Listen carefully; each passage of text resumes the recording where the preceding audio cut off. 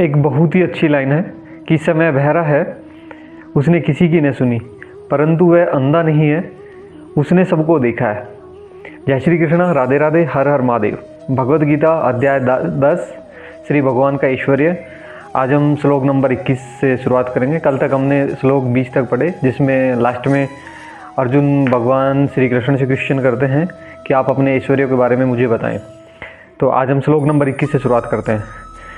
आदित्यनाथम नामम विष्णु ज्योतिष रवि सर्वनुमानम मरीचिर मरुतास्मि नक्षत्राणाम शशि। भगवान श्री कृष्ण अर्जुन से बताते हैं कि मैं आदित्यों में विष्णु, प्रकाशों में तेजस्वी सूर्य, मारुतों में मरीचि तथा नक्षत्रों में चंद्रमा। आदित्य 12 हैं, जिनमें कृष्ण प्रधान है। अंतरिक्ष में 50 प्रकार के वायु प्रवाहन है, जिसमें वायु अधिष्ठा मरीचि कृष्ण का प्रतिनिधि है। नक्षत्रों में रात्रि का समय चंद्रमा सर्वप्रमुख नक्षत्र है, अतः वह कृष्ण का प्रतिनिधि है। आगे श्री कृष्ण अर्जुन को बताते हुए कहते हैं कि मैं वेदों में सामवेद हूँ, देवों में स्वर्ग का राजा इंद्र हूँ, इंद्रियों में मन हूँ तथा समस्त जीवों में जीवन शक्ति अर्थात चेतना हूँ।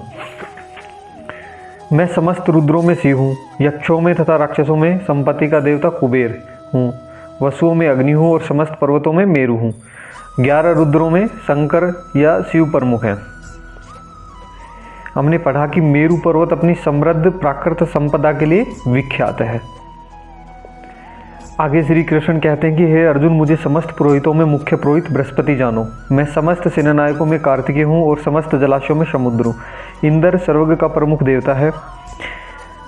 बृहस्पति राजा इंद्र के पुरोहित है। चूँकि इस समस्त राजाओं का प्रधान है, इसलिए बृहस्पति समस्त पुरोहितों के मुख्य हैं। समस्त जलाशयों में समुद्र सबसे बड़ा है। कृष्ण के यह स्वरूप उनकी महानता के सूचक हैं। कृष्ण अर्जुन से बताते कि अगर मुझे अच्छे से समझना है, मुझे जानना है, तो सुनो कि मैं महर्षियों में भृगु हूँ, वाणी में दिव्य ओमकार हूँ, समस्त युगों में पवित्र नाम का कीर्तन अर्थात जप तथा समस्त अचलों में हिमालय हूँ। हमने पढ़ा कि संसार का सबसे बड़ा पर्वत हिमालय भी उन्हीं का स्वरूप है। पिछले श्लोक में हमने मेरु का उल्लेख अर्थात मेरु पर्वत का उल्लेख हमने पढ़ा था, परंतु मेरु तो कभी कभी सचल होता है, लेकिन हिमालय कभी चल नहीं है। अतः हिमालय मेरु पर्वत से बढ़ के हिमालय पर्वत है। मैं समस्त वृक्षों में अश्वत्थ वृक्ष हूँ और देव ऋषियों में नारद हूँ। मैं गंधर्वों में चित्ररथ हूँ और सिद्ध पुरुषों में कपिल मुनि हूँ।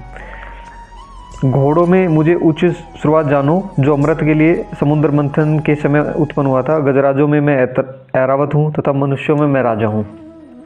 समुद्र मंथन के दौरान ऐरावत नामक हाथी और ये उच्चश्रवा नामक घोड़ा उत्पन्न हुए थे, जो भगवान श्री कृष्ण के प्रतिनिधि हैं। साथ ही वैदिक साहित्य में राजा को ईश्वर का प्रतिनिधि माना गया है। भगवान श्री कृष्ण बताते हैं कि मैं हथियारों में वज्र हूँ, गायों में सुरभि, संतति उत्पत्ति के कारणों में मैं प्रेम का देवता कामदेव तथा सर्पों में वासुकी हूँ। अनेक फणों वाले नागों में मैं अनंत हूँ और जलचरों में वरुण देव हूँ। मैं पितरों में आर्यमा हूँ तथा नियमों के निर्वाहकों में मैं मृत्युराज यम हूँ। भगवान श्री कृष्ण अर्जुन से बताते हैं कि प्रहलादाष्टमी दैत्याना कालम कलयातहम मृगाणा च मग्रेंद्रम वेतन्य पक्षिणा नाम। अर्थात मैं दैत्यों में भक्तराज प्रहलाद हूँ, दमन करने वालों में मैं काल हूँ, पशुओं में मैं सिंह हूँ तथा पक्षियों में मैं गरुड़ के समान हूँ। हमने पढ़ा कि दीति तथा अदिति 2 बहनें थीं। अदिति के पुत्र आदित्य कहलाए और दीति के दैत्य। सारे आदित्य भगवत भक्त निकले और सारे दैत्य नास्तिक। यद्यपि प्रहलाद का जन्म दैत्य कुल में हुआ, किंतु वे बचपन से ही परम भक्त थे। अपनी भक्ति तथा देवी गुण के कारण वे कृष्ण के प्रतिनिधि माने जाते हैं। पशुओं में सिंह सबसे शक्तिशाली तथा हिंसक होता है, अर्थात शेर जो है वो भगवान का प्रतिनिधित्व करता है।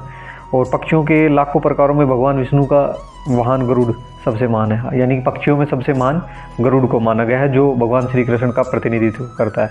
इस प्रकार भगवद गीता अध्याय 10 श्री भगवान के ऐश्वर्य के आज हमने यानी 10 श्लोक 30 श्लोक कंप्लीट हुए। जय श्री कृष्ण, राधे राधे, हर हर महादेव।